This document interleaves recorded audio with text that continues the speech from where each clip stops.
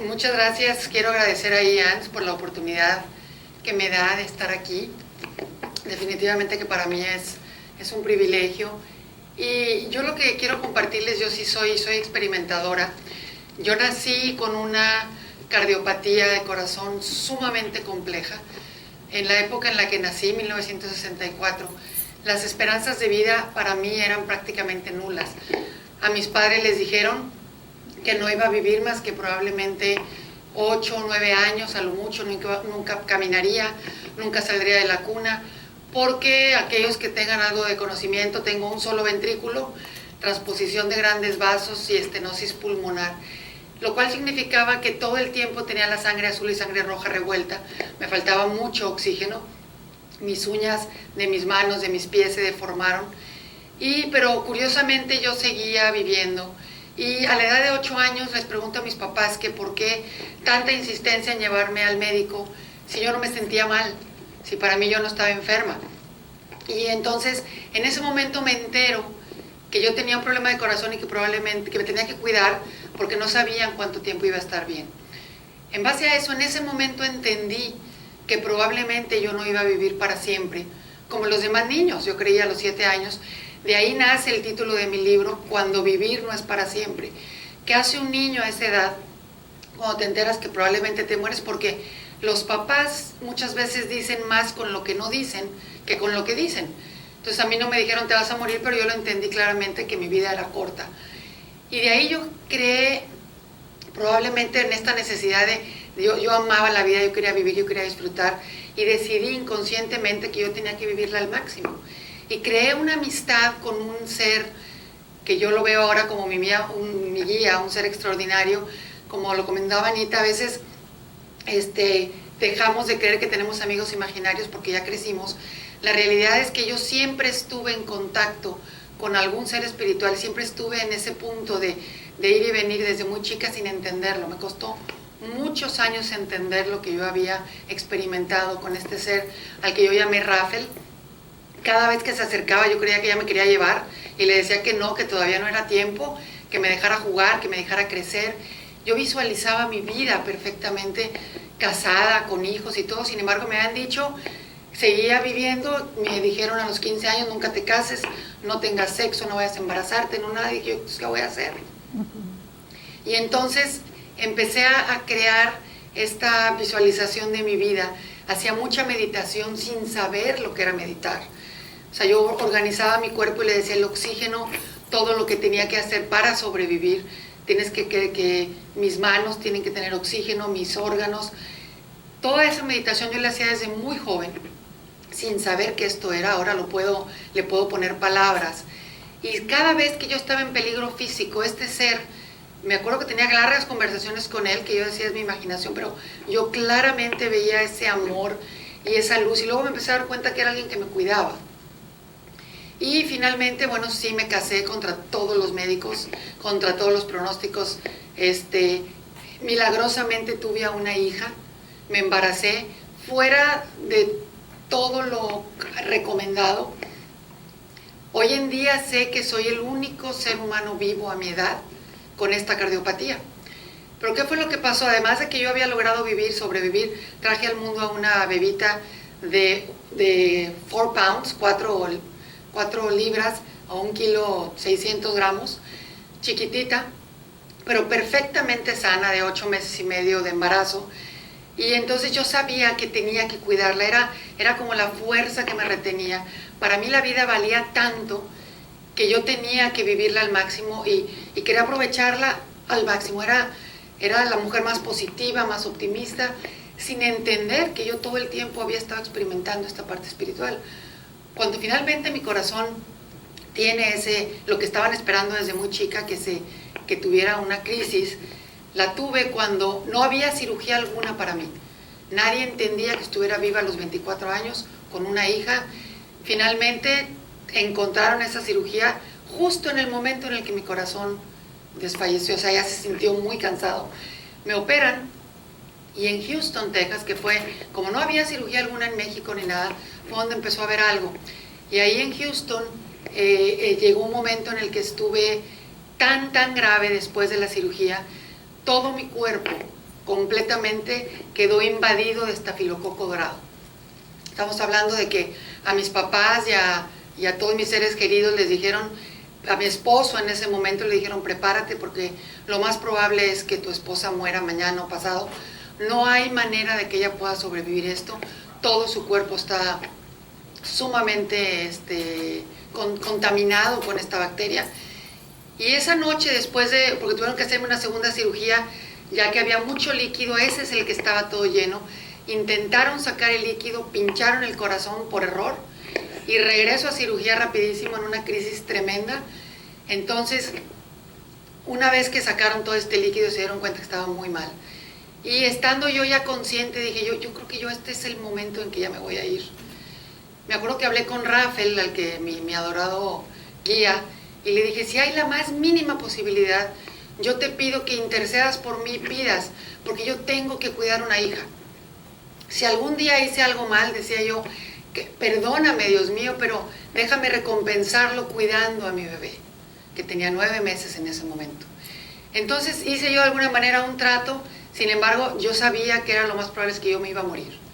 Le pedí perdón, me despedí de mi familia y todo, y una noche, en el momento después de esta cirugía, de pronto tengo un paro cardíaco y un paro respiratorio.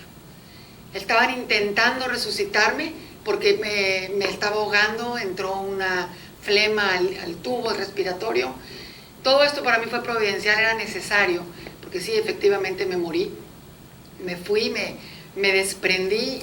Déjame contarles el momento de esta experiencia. Yo visualicé exactamente cuando yo me desprendí de mi cuerpo. Me vi perfectamente. Y después, falta otra, no, perdón, que no está. Ok, después de que me desprendí, yo vi perfectamente, si esta fuera la sala de hospital, yo me vi desde el cielo, desde el techo, vi mi cuerpo y todos los doctores alrededor tratando de resucitarme, me daban electroshocks, todo mi cuerpo se estaba ardiendo y luego yo me di cuenta que ya no estaba ahí y veía que estaban trabajando y dije yo, bueno, pues ahí se quedan porque yo ya me sentía libre. En ese momento dejé de sentir dolor. No entendía qué estaba sucediendo. Sin embargo, yo lo que vi no fue tanto un túnel, yo vi un árbol en el cual yo me introduje. Yo no podía hacer más que flotar, estaba flotando. Sin embargo, me veía en una bata como de hospital, y veía al mismo tiempo que los doctores estaban trabajando. De pronto visualicé a mis papás pidiendo por mí en la sala de espera, y al mismo tiempo me enfoqué en mi bebé de 9 meses durmiendo. Veía a mis hermanos, veía todo y sin embargo no me angustiaba. Empecé a sentir una paz increíble y veía que todo iba a estar bien. Me introduje en este túnel, como yo sentía que era un tronco, y al mismo tiempo empecé a flotar y veo como capas de ramas así llenas de luz, y yo veo una cantidad enorme de animalitos pequeños, ardillitas, pajaritos, conejitos, toda una belleza, y empecé a sentir una paz extraordinaria. Todos estos animalitos me inspiraban un gran amor, una gran ternura. Y seguí elevándome y veo animales más grandes, jirafas, elefantes, leones, y era como si me pudiera comunicar con ellos. Los colores eran vívidos, estaban llenos de luz y sobre todo llenos de alegría. El amor que todos esos animales me inspiraban era extraordinario. La paz, la serenidad, era increíble, ya no había dolor. Yo me daba cuenta que ya después de haber estado ahogándome, tratando de respirar, estaba realmente luchando por mi vida. De pronto ya nada dolía y yo podía regresar al mismo tiempo y veía a los doctores intentando, pero eso ya no me interesaba. Veía a mi hija que estaba en paz otra vez, todas estas escenas al mismo tiempo. Sigo elevándome y veo toda la niñez. Era una cantidad de niños hermosísima, increíble. En jardines, en pastos, yo escuchaba el agua. Todo esto que comentaba Diana es cierto. Yo escuchaba todo mucho más fuerte, el agua, las fuentes, la luz, los niños riéndose, sus risas, toda esa ternura, toda esa paz, una armonía extraordinaria. Yo no podía hacer más que flotar. Sigo elevándome y veo a la gente adulta, igual con yo sentía que todos me estaban dando la bienvenida. Era como estar en un lugar lleno de luz, lleno de paz, lleno de una armonía, plenitud extraordinaria. Sigo elevándome y veo a la vejez, a mucha gente muy adulta, sin embargo nadie traía muletas, nadie traía bastón, no veía sufrimiento alguno, todo era amor, armonía, serenidad, toda esa inspiración, sobre todo la despreocupación de lo que había dejado. Estaba muy consciente que yo tenía una bebé, que tenía un esposo, que tenía a mis padres, a mi familia que estaban pidiendo por mí. Sin embargo, ese lugar era mucho más grande que todo el dolor o sufrimiento que yo podía dejar. Eso no me pesaba. Y entonces sigo elevándome y veo, hagan de cuenta que era un círculo enorme como esto, pero un círculo, un color amarillo tenue. Por eso el color de mi libro es amarillo. Ese amarillo para mí significa muchísimo. Y no podía hacer nada para frenar, simplemente me elevaba, sin embargo deseaba entrar ahí. Y en el momento en el que empiezo a penetrar a ese círculo, viví algo parecido como cuando se abren unas puertas y hay un viento enorme afuera, y entro y recibes todo ese aire y respiras profundo y te llenas. Bueno, así me lleno. Mira, ahorita estoy sintiendo esta energía increíble. Y toda esa energía era una luz inmensamente brillante, fuerte, llena de amor. Hagan de cuenta que me abrazó ese viento por completo. Me sentía increíblemente extasiada. Ya no había más, o sea, era llegar a la meta. Era decir, aquí estoy, logré, gané, no sé, una plenitud extraordinaria. Y nada más sentía un placer y un abrazo de amor tan fuerte que realmente todo lo demás dejaba de tener lamentación o preocupación o sufrimiento. Yo todo lo que experimenté en ese momento era amor, paz, armonía. Y en ese momento sentí una mano. Toda la gente para mí era conocida, pero no puedo decir, todos mis abuelos vivían en ese entonces. Sin embargo, me sentía acogida por muchos seres. Solo sentí una mano encima de mí y una voz extraordinaria que decía, quédate tranquila y vete en paz y haz todo lo que te he pedido. En ese momento empiezo a regresar increíblemente por todos estos pasos, igualito que como subí, y escucho la voz de los doctores, she's back, y los shocks eléctricos horribles, o sea, horribles porque yo estaba, en ese momento me volvió a doler, y recuerdo que mi cuerpo empezó a girar y a girar y a girar de toda la falta de oxígeno. No sé exactamente cuánto tiempo fue, pero la primera sensación que tuve en ese momento, ¿qué creen que fue? Enojo. Yo dije, ¿por qué me despiertan si por fin me dormí? En mi mente humana, yo pensé que estaba dormida y que estaba descansando y que estos doctores egoístas me querían levantar y me querían despertar, pero no. En ese momento, recuerdo la voz otra vez, se nos va, she's leaving, o sea, y otra vez los shocks eléctricos, hice muchos intentos de regresar. Luego yo le comentaba ahorita, que hice muchísima investigación antes de decidir escribir mi libro, a ver qué había pasado. Y resulta que estuvieron 1 hora en lo que me estabilizaban y yo me quería volver a ir. Y me estabilizaban y quería volver a ir, luchando con esa parte de que yo decía, este cuerpo lleno de dolor, yo no quiero, yo ya vi otra cosa. Intenté irme hasta que finalmente me estabilizaron. Y entonces empecé a entender, algo había pasado. Yo había estado en otro lugar y necesitaba descifrar el mensaje. ¿Qué era lo que necesitaba hacer? Era ahora lo que tenía que averiguar. Quédate tranquila y vete en paz y haz todo lo que te he pedido. Bueno, estuve tan grave como lo comentaba Anita, a mi cuerpo le costó mucho. Yo ya sabía que iba a vivir, estaba perfectamente segura de que iba a vivir, pero mi cuerpo estaba tan invadido y tan mal que todavía estuve un poco más de 1 mes en el hospital a que mi cuerpo se recuperara. En ese tiempo pasaron muchas cosas. Tuve otras experiencias con ángeles, Rafael me acompañaba todo el tiempo, pero lo increíble de esto era decir, ¿a quién le cuento esto y quién me va a creer? O sea, nadie va a creerme esta historia. Entonces, como todos me decían que estaba muy grave y que querían demandar al hospital porque me había invadido y todas esas cosas, yo dije, yo necesito escribir esta experiencia porque en una de estas no lo logro hacer y va a ser lo único que le voy a poder dejar a mi hija. Entonces, empecé a escribir mi libro hace 26 años o algo así, en cuidados intensivos al borde de la muerte. Finalmente, bueno, la historia se las hago corta, aquí estoy, tomó muchos años terminar de descifrar y de entender que yo tenía un propósito, como lo decía Diana, en este mundo. El propósito más grande es compartir el amor infinito. Y el cielo, estoy convencida, como lo dice Anita, no es un lugar, es un estado de conciencia en el que yo puedo empezar a vivir desde ahora. Y tenemos que hacer esa reconexión. Me di cuenta que todo era reconectar. Toda la vida plena de alegría, esas ganas de vivir que siempre tuve de chica, era porque yo de pequeña tenía un propósito. Y un propósito grande que tenía que experimentar. Para mí la vida valía muchísimo. Yo estoy segura que la vida es para disfrutarla, para darla. Y el cielo, como les digo, no es un lugar. Estar vivo no solamente es un regalo, sino es un gran privilegio. Y hay una frase que me encanta y con esta quiero terminar. Para mí la vejez, hoy en día, soy Ana Cecilia González, tengo 51 años. ¿Por qué? Yo siempre digo cuál es mi edad. ¿Por qué? Porque para mí la edad ha llegado a ser, diciéndome que iba a morir desde chica. La vejez no solamente es un privilegio llegar a ella, sino es un regalo que no todos reciben. Y ahora yo lo quiero disfrutar y compartir, y eso es lo que quiero hacer con mi libro. Se llama Cuando vivir no es para siempre. Precisamente cuento toda esta historia, hasta hoy en día, cómo he logrado sobreponer todas las veces que me dijeron te vas a morir, no debes vivir, tu corazón está muy mal.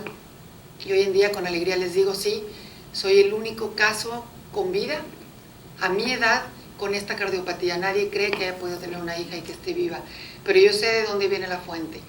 La verdad y la información la tenemos dentro. Dentro de nosotros tenemos las respuestas, hay que encontrarlas. Y resulta que con eso, una vez que sabes cuál es tu propósito, el cuerpo responde. Y hoy en día, me siento, gracias a Dios, muy bien. Muchísimas gracias. Gracias por la oportunidad.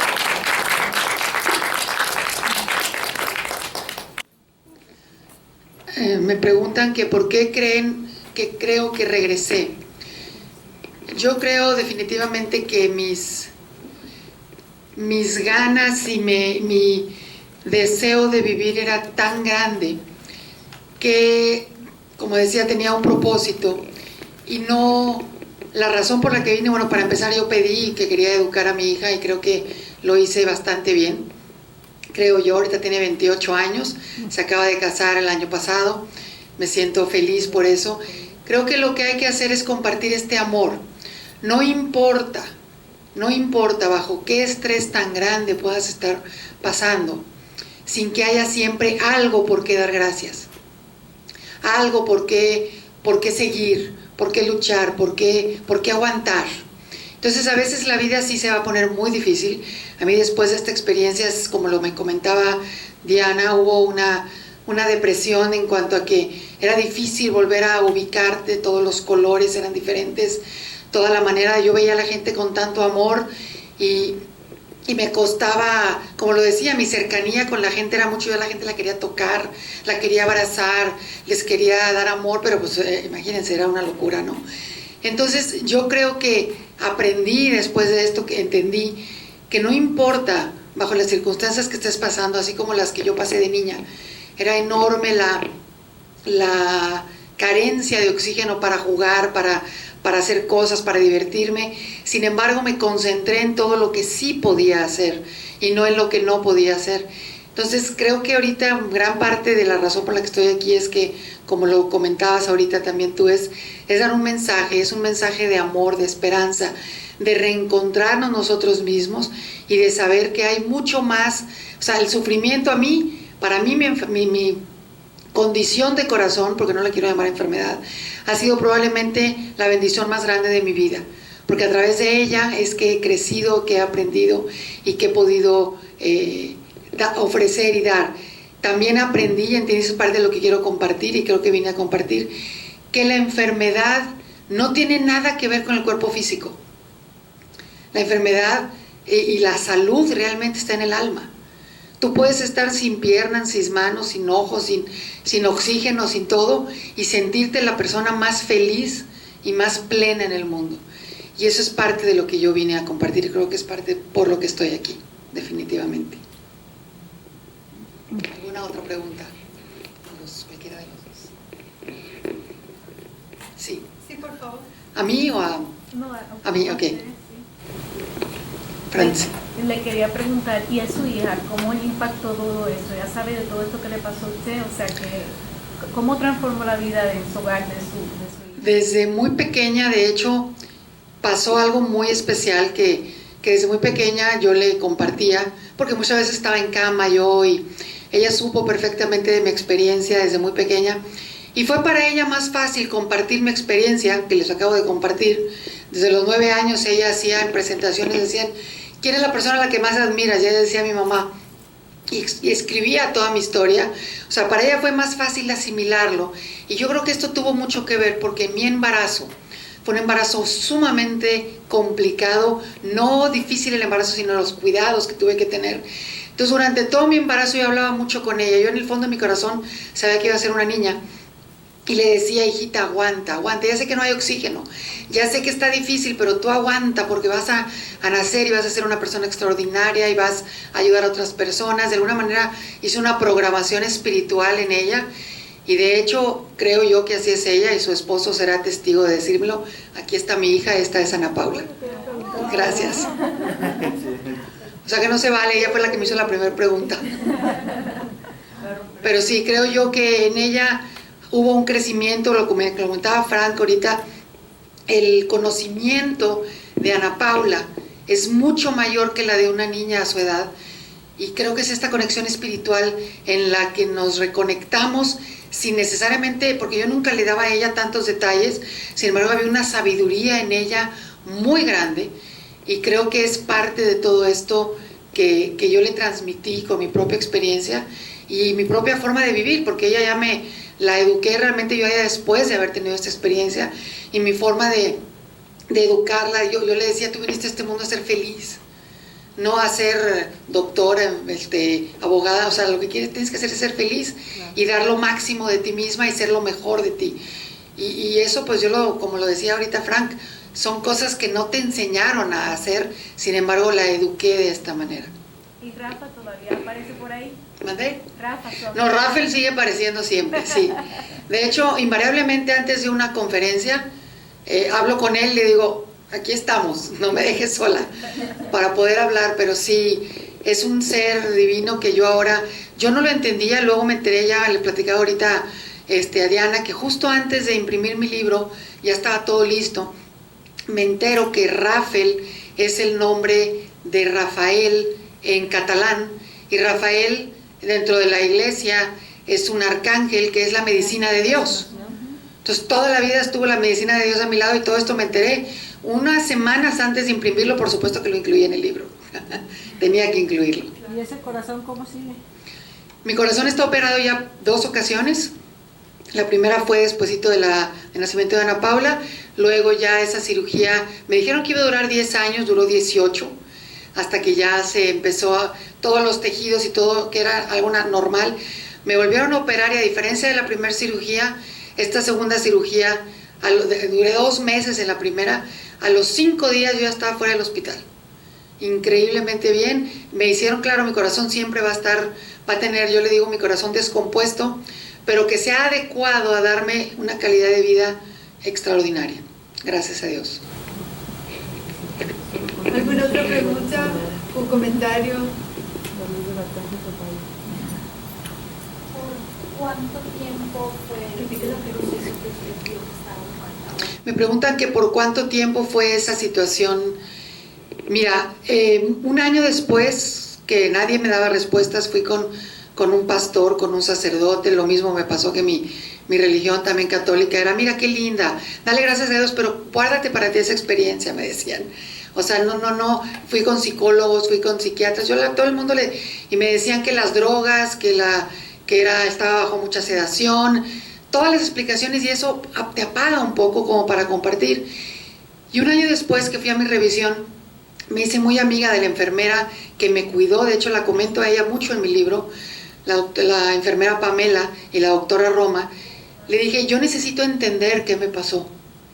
Entonces, parte de toda esta investigación que hice fue esa.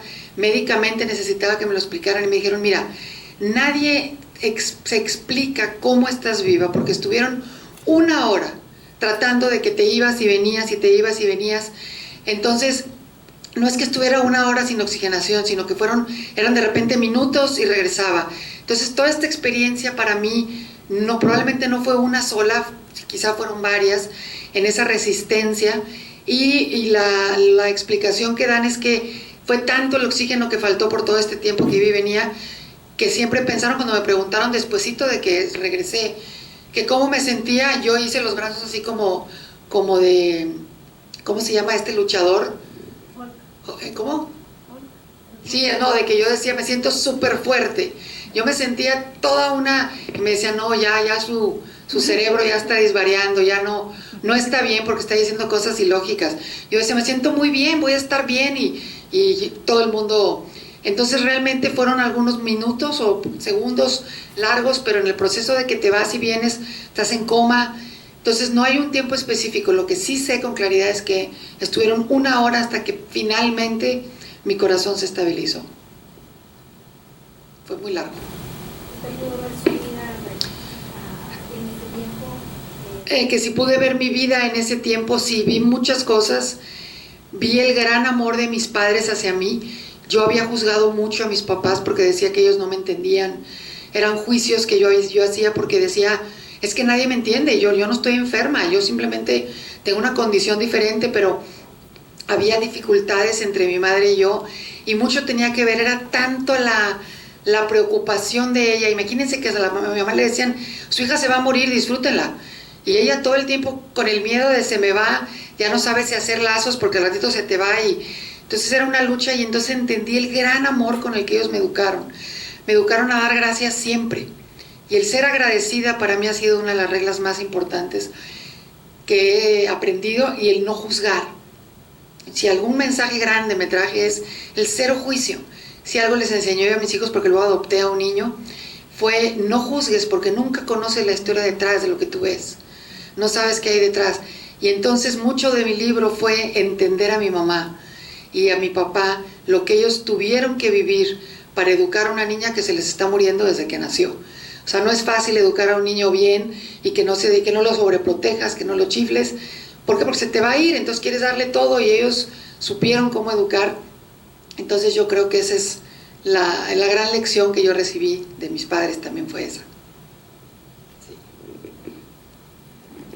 Si tuviste tu vida, review, ver toda tu vida, fue como un espíritu que te mostró todo eso.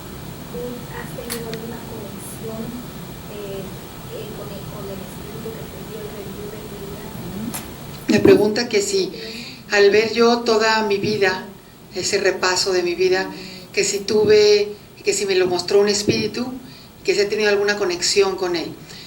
Yo pienso que Rafael toda la vida ha sido mi guía, y que yo soy desde muy chica de revisar mucho hacia adentro. Es algo que por eso te digo que sin darme cuenta he estado con un pie aquí, con un pie acá, constantemente, sin entenderlo. Ahorita le puedo poner un nombre, pero más que nada no es que alguien tenga que mostrártelo. Tú haces tu análisis, tú ves tu vida, tú la evalúas y te das cuenta tú solo sabes cuando te has equivocado, lo que tienes que hacer, lo que no, el gran amor. Y aparte ves que no hay juicio.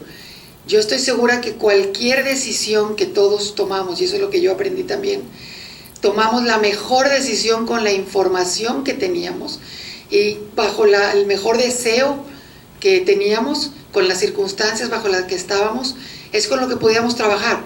Si hubiéramos tenido una mejor opción, hubiéramos tomado otra decisión.